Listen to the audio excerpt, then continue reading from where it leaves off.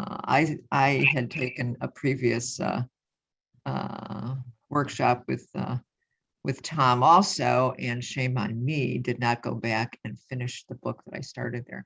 So I knew I probably wouldn't take the time to focus on it until I was here again, and that's true.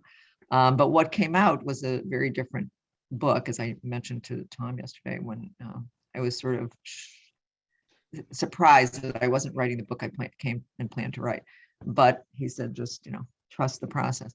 So so all I can say is I'm definitely not done yet on this one, but yesterday there was a lot of emotion, a lot of grief that I apparently still have from losing my sister Johanna from ovarian cancer 21 years ago. And despite everything I've done since to honor her and make sure she didn't suffer and die in vain, and to educate the public about it there's a federal law named for her now that I'm responsible for proposing and shepherding through Congress. And I did special sections in the Washington Post and New York Times, so with in sponsorship by the Gynecologic Cancer Foundation, to reach millions of people with information. But I guess I never cried about certain things. I was very busy, very cerebral, talking to legislators and giving testimony and educating other advocates about how to lobby for the bill and its passage. But I guess I never dealt with some of the lingering sadness about losing her, which I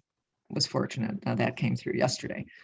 But I also didn't want to be sunk by that. So, I mean, I was okay, but I was sort of sunk when it was done, and I wanted to get my energy back. And I started writing late yesterday.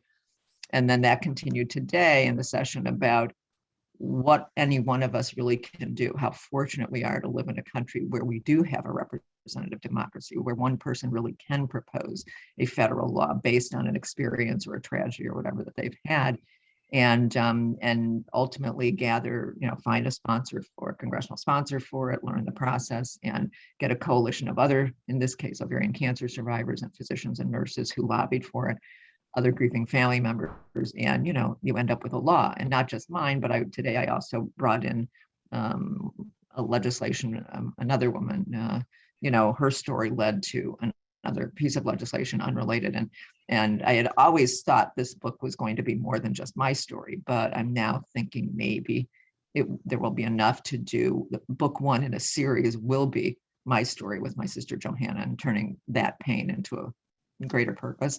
And then the subsequent books in the series will be of other people who I followed for years, or whose stories I know, or whose organizations I've donated to, because they too turned their tragedy or their illness and whatever, or their pain from another unrelated health issue, not even a health issue, a violence issue, into a greater purpose. And not always legislation, sometimes a book, sometimes a nonprofit. But so it's been, there's still a lot more to write, but I think now what I wrote down is, if I maintain the discipline of 2 hours a day, or if I missed a day to catch up on the weekends, that this book will be finished in the near future, and then others too. So Tom, I'm grateful, like others who have spoken, for you, for your process, and for sharing it with us, and making it available virtually.